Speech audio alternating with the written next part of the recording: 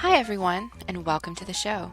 This is episode 2 of Pop Culturally Deprived, and today we're discussing Pulp Fiction on your Say What Again podcast.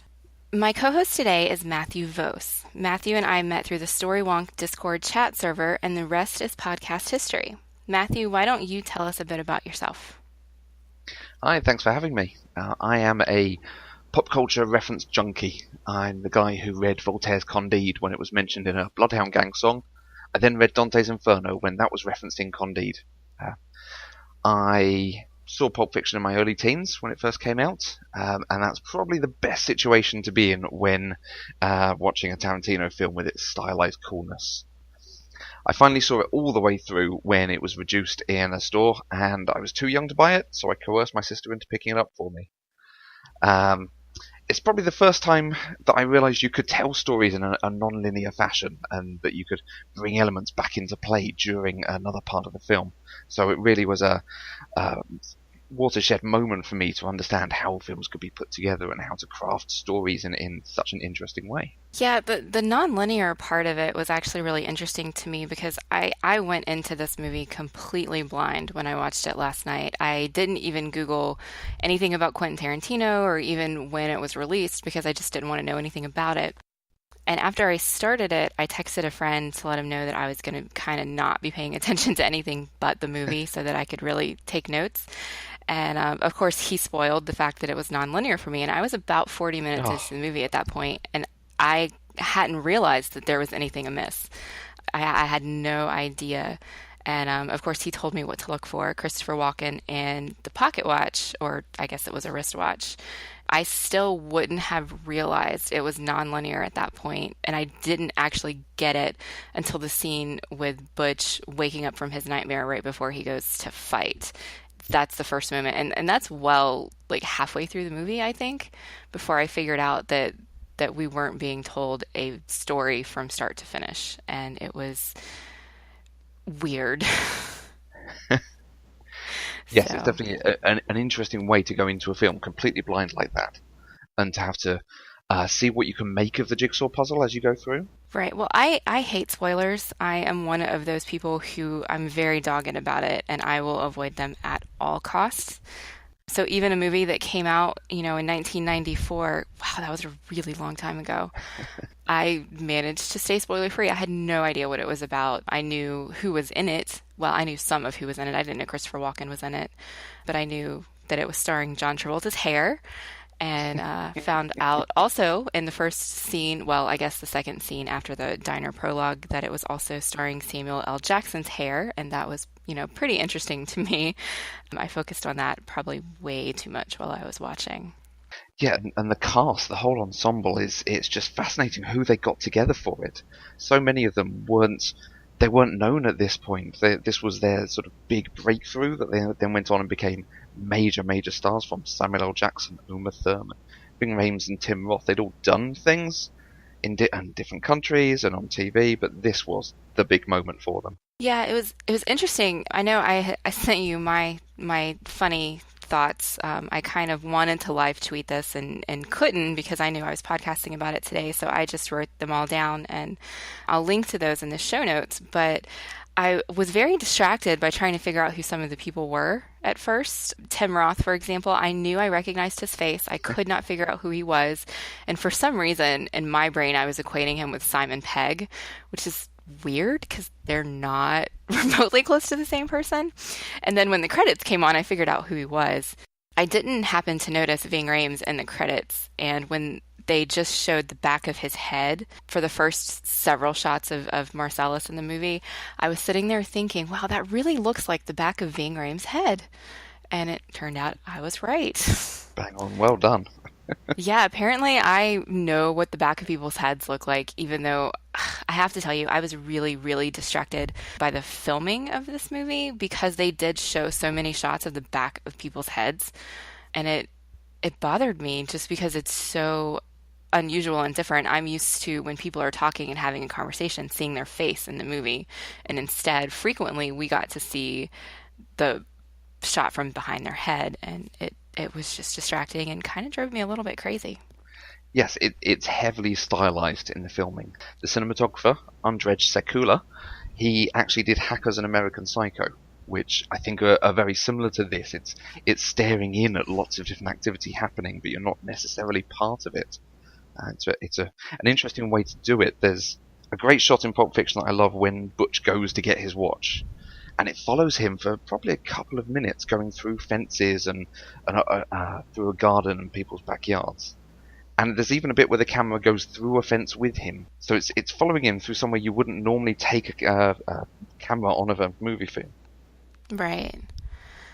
Well, it's interesting that you mentioned those other two movies because they are also movies I have not seen, Oh but I'm sure that doesn't surprise you at this point. no, and I think they should be going straight on the list. I will take note of that. That list is getting ever longer. Before we keep having our conversation, I want to go over a kind of a history of the movie because I'm certain there are folks out there listening to this who are like me and have not yet seen the movie, although I guess I joined the ranks of those who have seen it since last night. Pulp Fiction was Quentin Tarantino's second feature film and was released in the United States on October 14th in 1994. It was nominated for 7 Oscars and won Best Original Screenplay. Now, arguably, it only won original screenplay because Forrest Gump was an adapted screenplay, whereas Forrest Gump won pretty much every other category that Pulp Fiction was nominated for.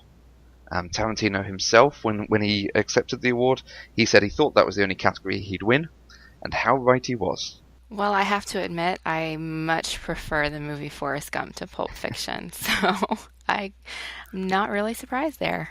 No. So. Critical and commercial success, Pulp Fiction had been considered one of the best written films of all time. It had a budget of only $8 million and grossed $213 million at the box office. Now, it's a bit more difficult to explain what the movie is actually about even after having seen it. Officially, it's a series of intersecting, chronologically nonlinear stories told from the perspectives of 3 characters who all have ties to mobman Marcellus Wallace. My unofficial synopsis is that it's a day in the life of thugs and how they intersect. I actually sent that synopsis to a friend last night, and I actually think it offended him a little bit because he loves the movie so much. But when you look through my 97 or 98 thoughts I had while watching the movie, many of them are, what is this movie actually about? Because I don't get it. I really don't. There are essays out there about Pulp Fiction, about how it's about nihilism and the lack of direction in America and the underbelly and people who don't partake in society and all of this. You might be bang on right that it's not about anything. It is just days in the lives.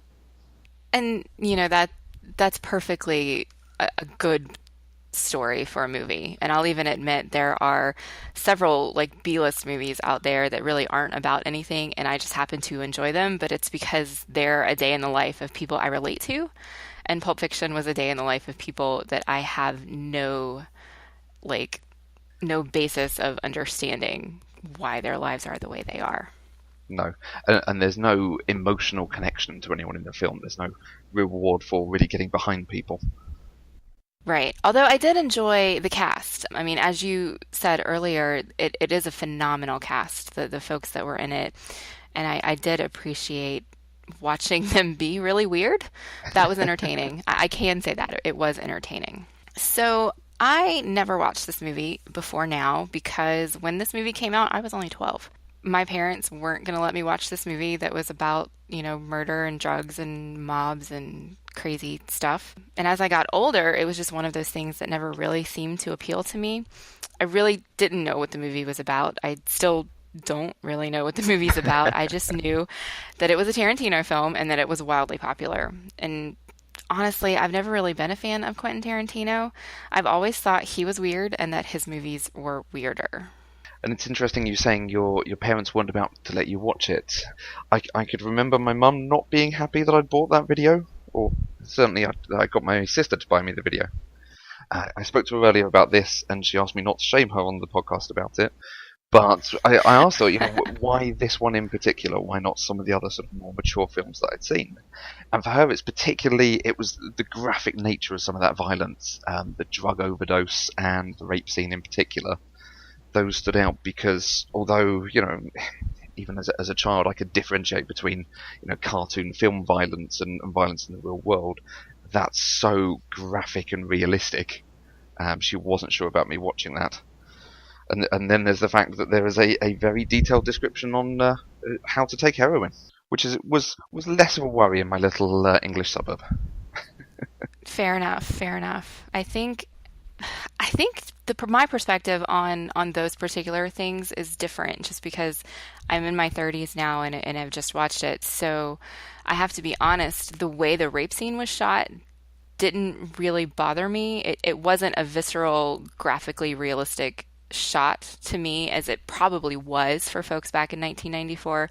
But the OD scene with Mia was very graphic and horrifying to me. I think that one was probably the only one that really got that kind of visceral reaction from me. I actually laughed when Vincent accidentally shot the kid. Was his name Marvin in the Yes. car? Yep. Yes, I actually laughed there, and I probably laughed when Jules shot Brett. I couldn't quite figure out what his name was because he pronounced it differently every time. Brett, I think. So I might just be a cold-hearted person who laughs at other people's misfortune in movies, but they didn't. They were set up to be more humorous, I think, Yes. than actual like visceral reality. And so Yes. it just now I see it completely differently than folks probably saw it in 1994. Yes, you're dead right. The moment in the car is definitely supposed to be a comedic moment. I remember it being on uh, a clip show or an end of year show, I think, as moments in cinema, and that was definitely meant to be something you laughed at, for better or Well, then worse. they succeeded Yeah. because I did. I even laughed when Vincent died, and I was shocked that Vincent died. My train of thought during that whole scene was mostly I was speaking out loud to Butch because I thought he was making some really poor life choices in that moment. But then Vincent got shot on the toilet, and I just started laughing. So I feel like maybe I'm a more terrible human being than I thought I was. Those are not bad life decisions Butch makes. He needs breakfast. He's been driving a long time. He's had a whole anger thing, so he needs to come down. He needs the sugar of the fake Pop Tarts. Okay, but he knew. He knew that Marcellus was going to have people staking out his apartment, and he got what he came for. And instead of turning around and leaving, he decided to go find Pop Tarts. And then he couldn't even eat them cold. He had to put them in the toaster. So, I, those are poor life choices, I think. Especially once he realized that there was a giant gun laying on his counter, and instead of getting out of there, he picks it up. Of One too course, he many. won. But that whole scene, I was definitely berating him for those poor life choices because I would have made very, very different ones. So you didn't see Pulp Fiction when it came out. You didn't see it in any time in the last oof, 20 years. But you've also said you're not a huge fan of Tarantino. What's your experience of his other movies? I'll be honest with you, I had to go and Google Quentin Tarantino before we got on this podcast today so I could actually see what his other movies actually were. I know I've seen Kill Bill, Okay. and I think that might be the only other one I've ever seen. His filmography is huge. But I was scrolling through the list, and Kill Bill was the only one that jumped out at me as being a movie that I saw. And the only reason I saw that one was because it had Uma Thurman with swords, and watching a woman be a badass is something that I am wholeheartedly for. And most of his other filmography has just been, shoot 'em up movies. And when I was a kid, especially, or, teenager, college age, I was never really a fan of action movies. And I always veered more towards romantic comedies and mysteries and Disney movies. So Quentin Tarantino was definitely not in my wheelhouse. Okay. And Kill Bill is a great film, so it's good you've seen that at least. And that's the other one of his films, particularly, that has this non-linear fashion. So do you remember anything from when you watched it in Kill Bill that stood out for you in sort of piecing it together as you watched? The only thing that I remember about Kill Bill was that I was really frustrated that they shot the really gory, bloody scene in black and white. It irritated me that they did that. And that is honestly the only thing I remember about that movie. Well, some insider knowledge from that one then. That was, I believe, to get it through the ratings because he wanted it downgraded to whatever the final rating was. So we changed the very bloody scene to black and white, and the censors allowed it. Which just doesn't make sense to me, No. but I'm not in the movie business, so who knows? So, and this is another great film to talk about in pop culture terms. All the way through the film, there's these references to pop culture that a lot of films didn't do before this, and it doesn't really care if you get them. There's some really obscure throwaway lines. Jules uses things like flock of seagulls, Kane from Kung Fu, and the Fonz, and it's like a progenitor of the way that Family Guy, Community, the modern MCU use lines like this to deliver a punchline or explain something away by comparing it to another franchise. Pulp Fiction itself became its own pop culture reference. There's like a lot in the world that we use as a throwaway line to something from this. So, are there any references that you now understand having seen it? I honestly don't think so because I wasn't aware of anything that came from Pulp Fiction before I watched it. Actually, you know what? That's not true because last night when I told my Facebook friends I was going to watch Pulp Fiction for the first time, the very first comment on the post was, "Now I really want a Royale with cheese."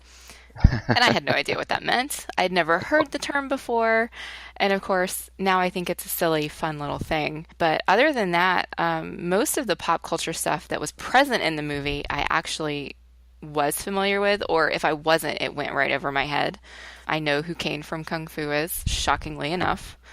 I do know who the Fonz is. There was a line that I think you reference in our notes later, the Guns of the Navarone, that I was not aware of, and I had to Google that once I saw your note about it. But I think I probably just have never really paid attention to things that people have said that would have come from the movie that I finally saw in the movie last night.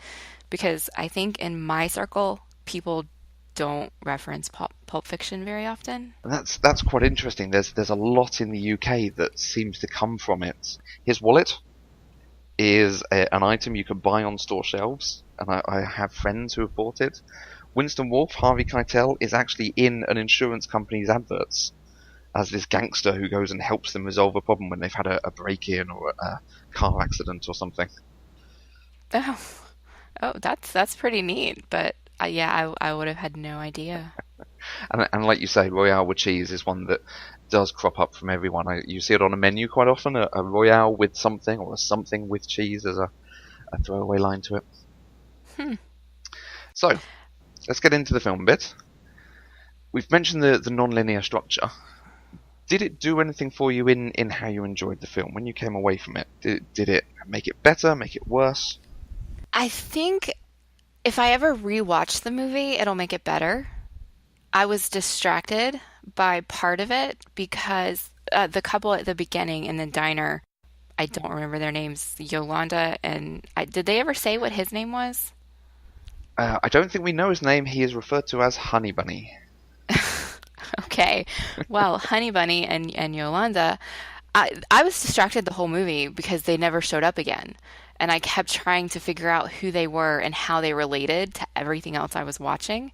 And of course, I had that big epiphany moment at the end when I realized that Vincent and Jules were in that diner, and I realized, oh, well, this is how it ties together.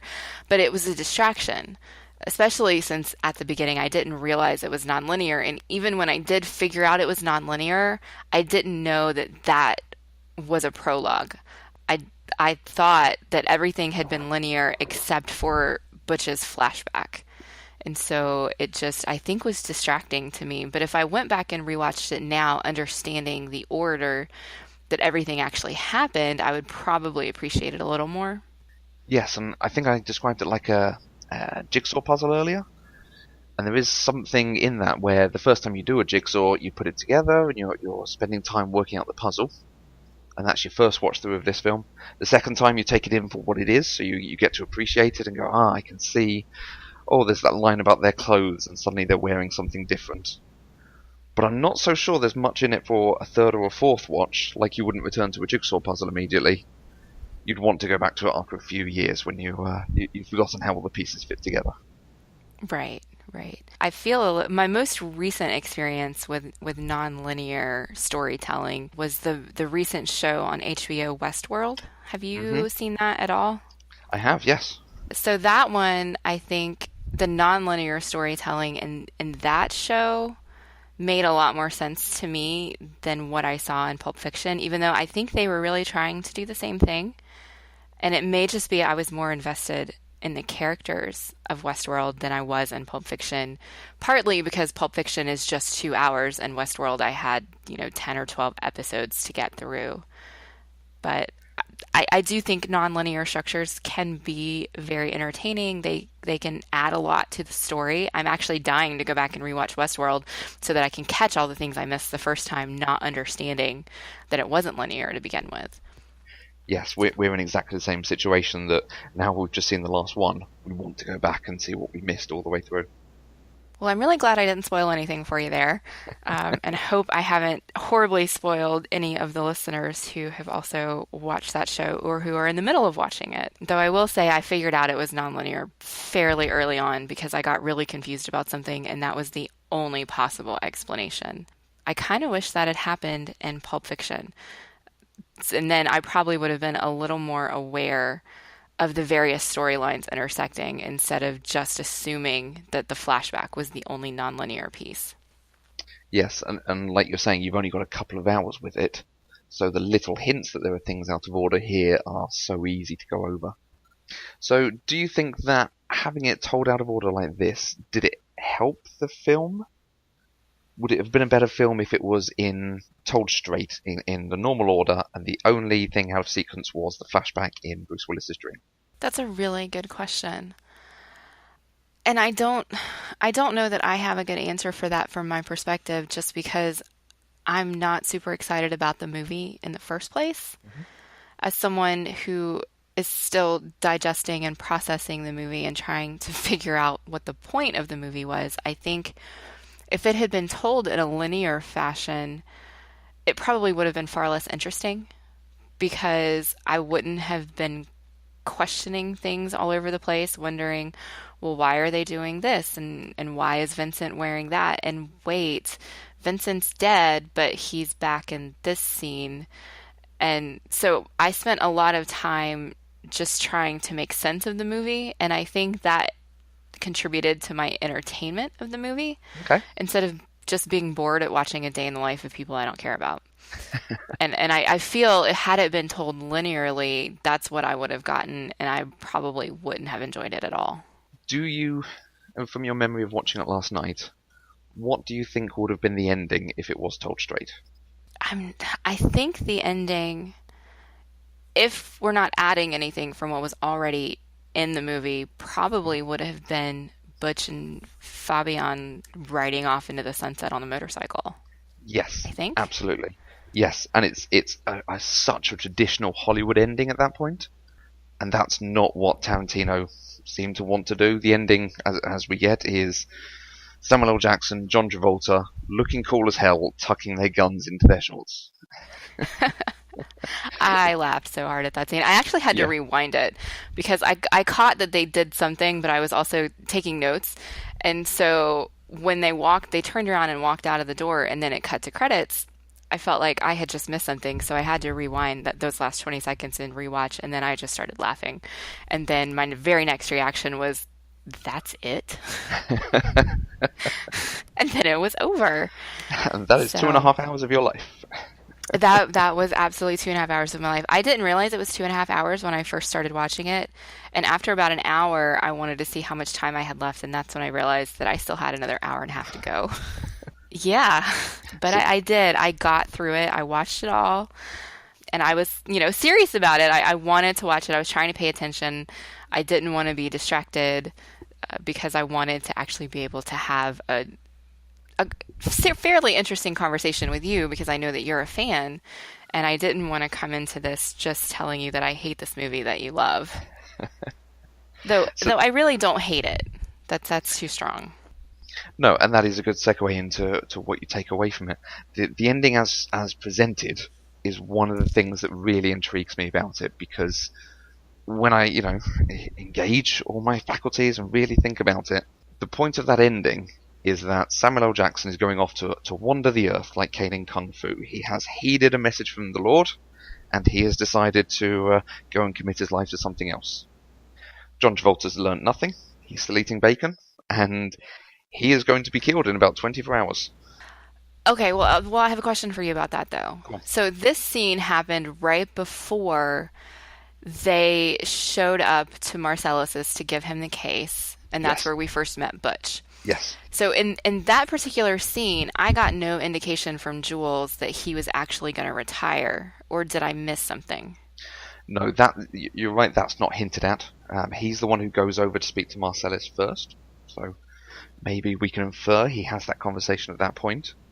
But definitely, he's not around when you see the postscript to Butch's fight and the anger of Marcellus. He is not in that room. Mia is there, and John Travolta, and I think the bartender turned up together. Okay.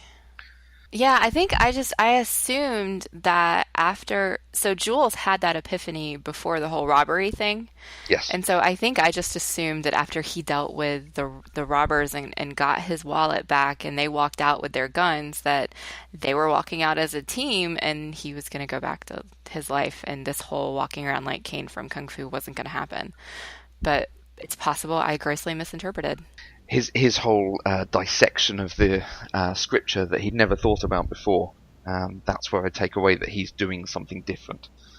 He calls himself the tyranny of evil men, Right. and that's the best description for him and Vincent, John Travolta, because they are Right. doing whatever Marcellus tells them to do. They are the tyranny of what seems to be quite an evil man.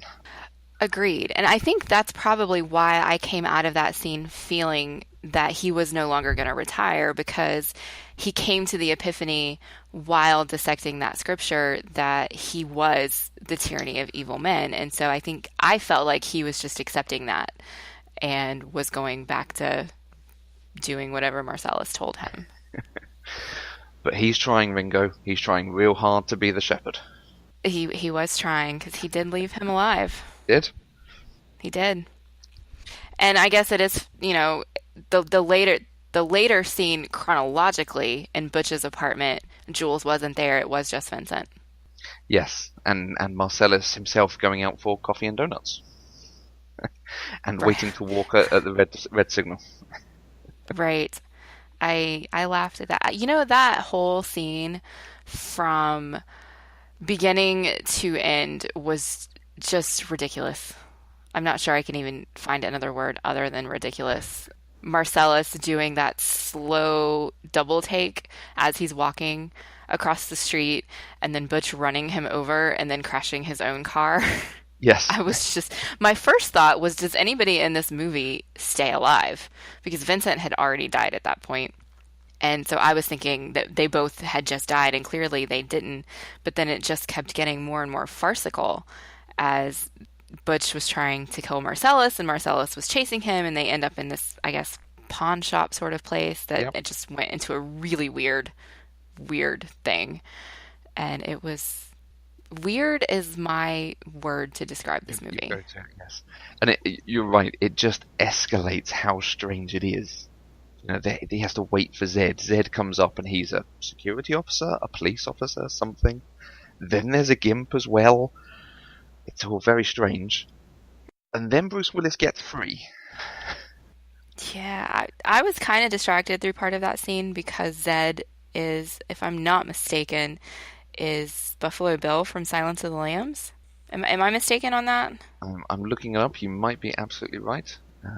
Where is Because he? I feel like I was just picturing him dancing around in a suit made out of skin. And so I was just distracted. But I do that. I equate actors with their characters. And so when I see them in another role, especially if it's a role that I'm not invested in, I stay distracted because of how I feel they should be versus what they're doing on the screen at that moment. The only thing I've seen him in is that he's the villain from The Mask. Very I different have film from actually seen this. that movie. You're right. He was the villain in The Mask. I Um, haven't seen that movie in years. I don't think he was the person in Silence of the Lambs, I'm afraid. Well, then my memory is just awful. And then yes, so Butch gets free, and he knocks the gimp out in a very strange slow motion triumph moment, and he decides he's going to rescue Marcellus, and he picks up, I think, a hammer. Good construction. He picks up a baseball bat. Good symbol of American, might and power. Then he picks up a chainsaw, which is just even more ridiculous. And then he picks up a samurai sword, hanging in a pawn shop run by hillbillies. I was yelling at the screen at this point because I was like, why are you going to put down a chainsaw for a sword? Use the chainsaw, man. Just use the chainsaw. I mean, I guess the sword worked out for him in the end, but I just feel like Butch keeps making poor life choices and he just gets lucky that they work for him. Yes, he definitely makes it work. But there is a moment that Zed goes for the gun, and I always think he can make it. He could do it. I don't know. It was. I kind of, I ended up leaving that scene feeling bad for the Gimp because I don't think he was dead. He was just unconscious, right? Yes, just And not. so he just got left unconscious hanging from the ceiling. And I felt bad for him. Like I really wanted Bruce Willis to stop and at least cut him down. And then he just kept on walking. I think if he had paid any more attention to him, that wasn't the least he was going to do to him. Fair enough. I always wonder if there's something in the picking up of a Japanese sword. When Christopher Walken comes to him, he says, I was about to do an impression. I'm not going to do a Christopher Walken impression. But he says to him that his grandfather was killed in the Battle of Wake Island. And of course his father was kept as a POW, I think, in the Vietnam War. But there's just something in the symbolism of putting down the baseball bat, but picking up a Japanese sword. And I can't decide if it's Tarantino thinking it's cool, or wanting there to be something deeper. Probably both. But then again, you listen to Story Wonk podcast as much as I do, so you know that there's this such a thing called death of the author. So if you see that symbolism there, then it's definitely a thing. Yes, So so we read it as canon now. There we go. absolutely. If that's how you interpret it, then that's what it means.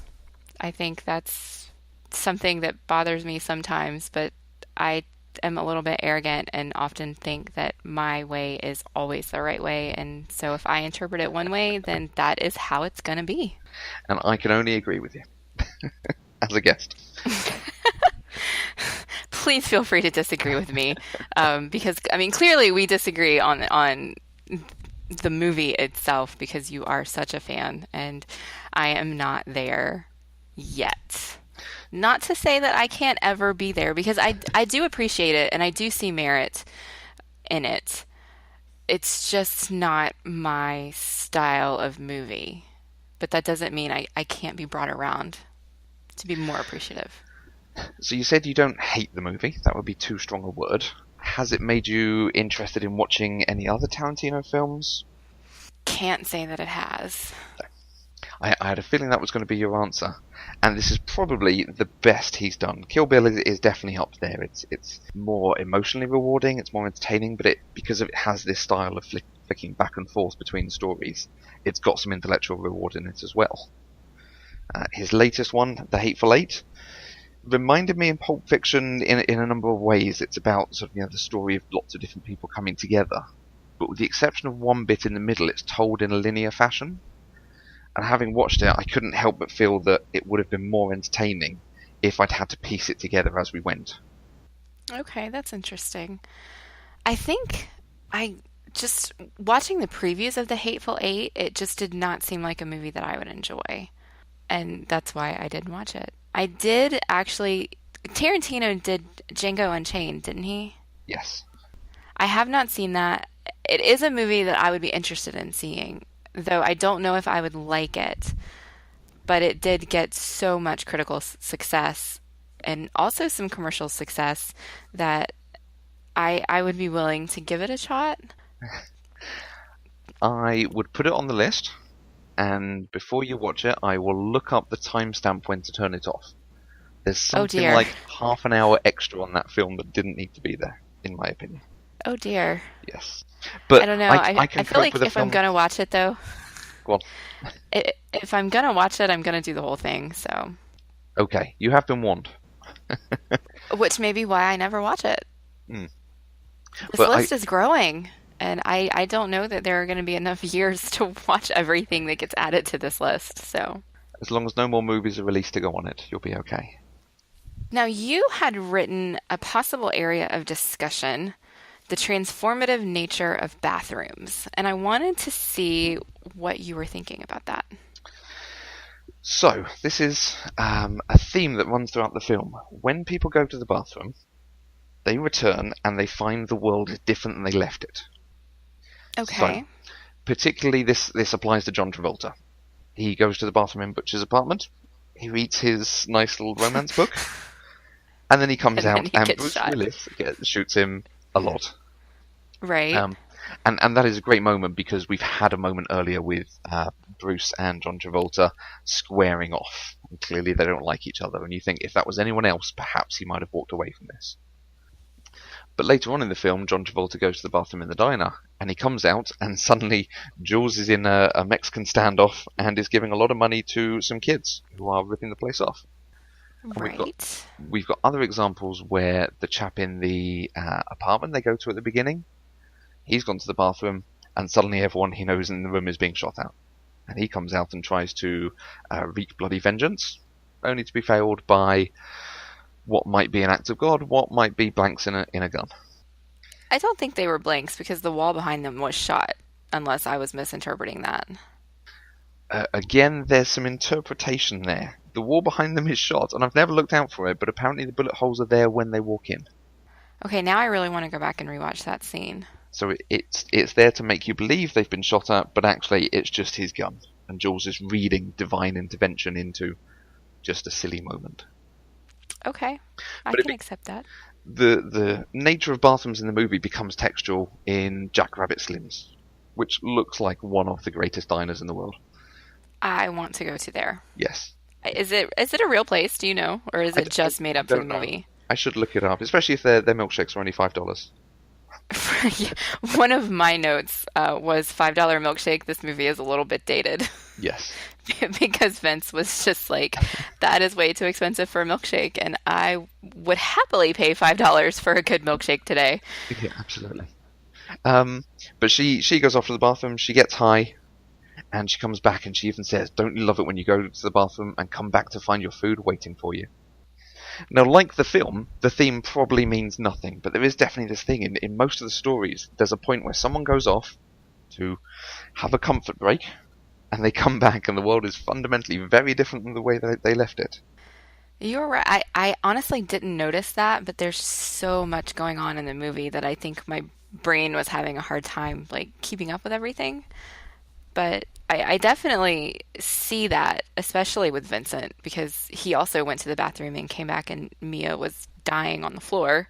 Yes, Yeah. I kind of don't ever want to go to the bathroom again. no, and that reminds me of I think Stephen King when he released Dreamcatcher. He wrote about how bathrooms are now the scariest places because that's where people found out about themselves in terms of health issues or things going wrong with them.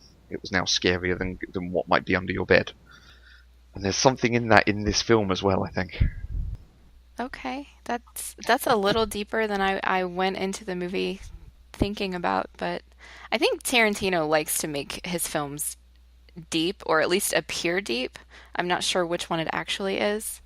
Yeah, that is a very good point. How much is intended and how much is just because he's making a cool looking film that happens to be very much in the real world. There's nothing particularly fantastical about the film. I I feel like after this conversation I do need to go back and rewatch the movie, which When is not what I expected to feel after talking about it with you. I expected to be more firmly in my stance that this was not a movie I enjoyed. But now I do really, I want to go back and rewatch it and see, piece it all together from the beginning and see how things affected each other in ways that I didn't pick up to begin with.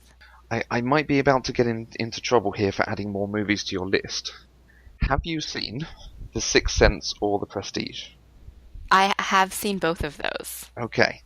So The Sixth Sense is linear, The Prestige is non-linear, but both of them have twists at the end that then when you watch them again, you go, oh, I can see what was happening. I can see what they were working out here.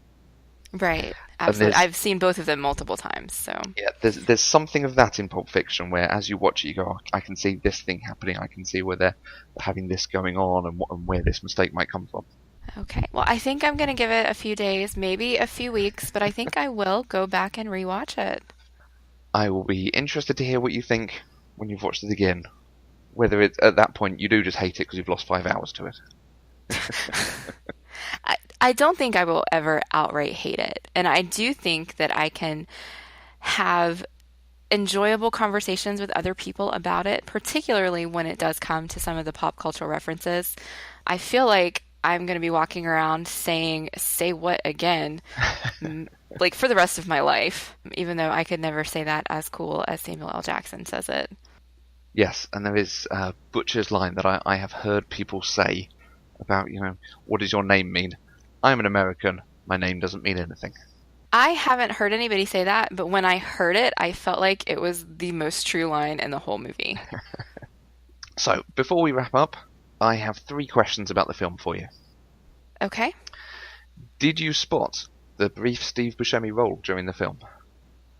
I did not. So, do you want to tell me where he was, or do you want me to see if I can find him again on my rewatch? I think I'm going to tell you because it's fascinating when you finally spot it, and it took me several watches to realise who it was. When they go to Jack Rabbit Slim's, he is the Buddy Holly waiter. And No way. he does a very good Buddy Holly, but admittedly, mostly what you need is some curly hair and thick rimmed glasses. So, Right. I'm gonna go find some screenshots of that at the very least to see because I did not pick up on that at all.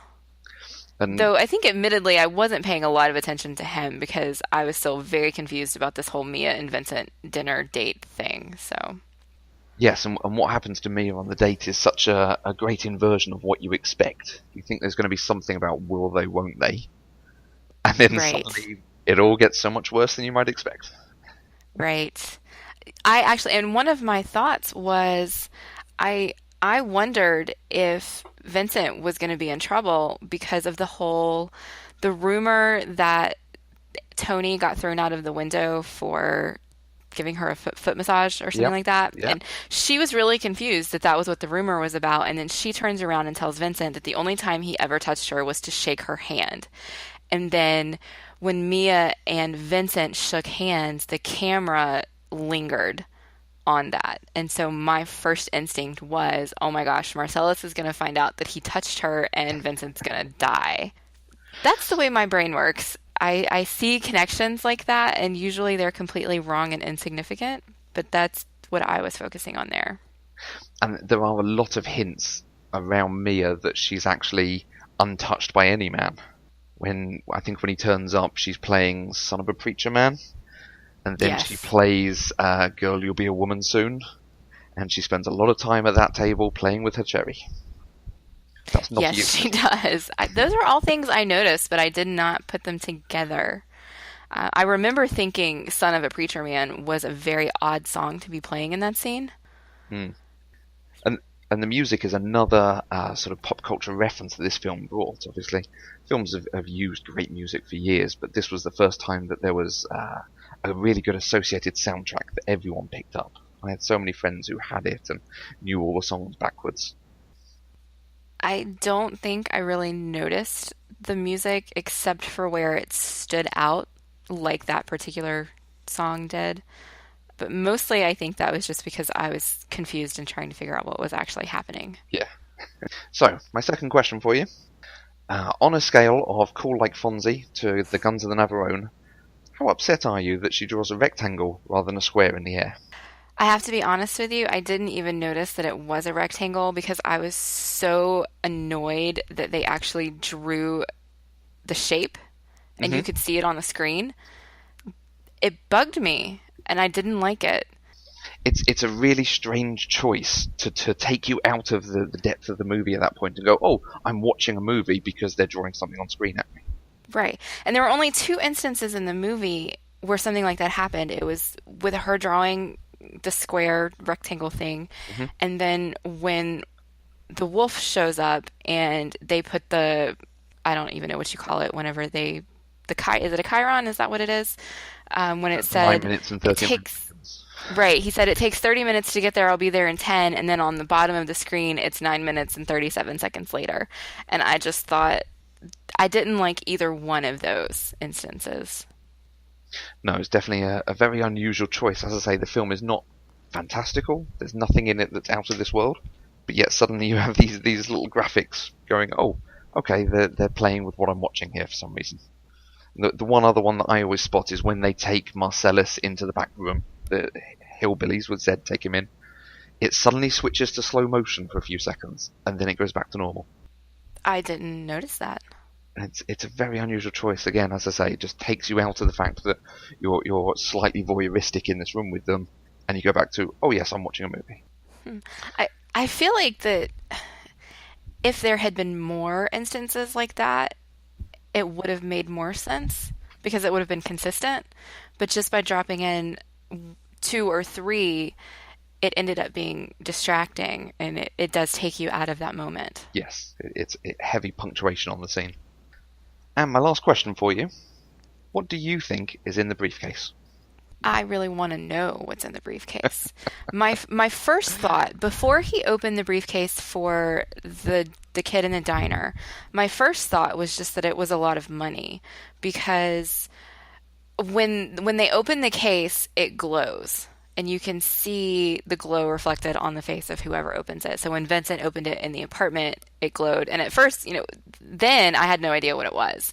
I was thinking it would be really strange if this was some kind of like fantasy type thing in this case, like a glowing potion or something, which wouldn't make sense. But then not long after that, we get the first scene with Marcellus and Butch, and Marcellus hands Butch an envelope full of money. And that money is lit with a red light, so it seems to glow. And so that made the connection for me between the money and what might be in the case. But then at the end, when Jules opens it for the kid in the diner, and he says, "Is that what I think it is? It's beautiful," then it's clearly not money. Hmm. So that brought me right back to square one, and I have no idea what it is. I don't know what it is that Marcellus would want that badly that kids in an apartment who are eating Big Kahuna Burger for breakfast would have. So I have no idea. I was having a little bit of a moment like at the end of Seven, but instead Hmm. of what's in the box, what's in the case? I And really want to know. it's a question to which there is no answer, so you can believe whatever it is. And there is the obvious answer that it is some very shiny gold. I think Tim Roth was interviewed when it first came out, and he said that it was actually a bunch of baby chicks. And everyone likes the chicks so much, so that's great. But baby chicks don't glow. Well, perhaps these ones do. Perhaps they are the golden goose. Okay. There, You know what? I think I might accept that into my head canon. there is one theory, and this does go into the fantastical, that Marcellus Wallace is actually the devil, and it is someone's soul, possibly Brett's soul, because the briefcase number is 666, and the implication is that Brett and his gang have not stolen it, but they are actually keeping it from Marcellus. That's weird. Just because it doesn't have anything to do with anything. But I guess it wouldn't if this is just a day in the life. Exactly, it's just a thing they do. And Yeah, I mean, because go on. we don't know the rules of this universe. We don't know what world they're in, and so that is entirely possible that could be how that world works, and we just don't see it because we're so focused on the perspectives of Jules, Vincent, and Butch. But that just seems so weird, which would be a very Tarantino thing to do. Yes, it's a very outlandish idea. I I quite like it for its absurdity in this film. Absurdity, that is a very good word to describe this film. Ridiculous, absurdity, and weird. I think we have them all together. I think we do. And I think that's a great time for us to wrap up our conversation about Pulp Fiction. Did you have anything else that you wanted to say or ask or talk about? No, I think we have hit all the major points, and I'm interested to hear what you think when you get around to watching it again, probably later on today. Later on today. You're so optimistic. Okay. Well, I'll be back next week with another episode of Pop Culturally Deprived. If you want to get in touch, you can follow me on Twitter at Mandy K. You can email me at mandyk@popculturallydeprived.com, or you can comment on this post on popculturallydeprived.com. Until next time, I'm Mandy K. And I'm sorry, did I break your concentration?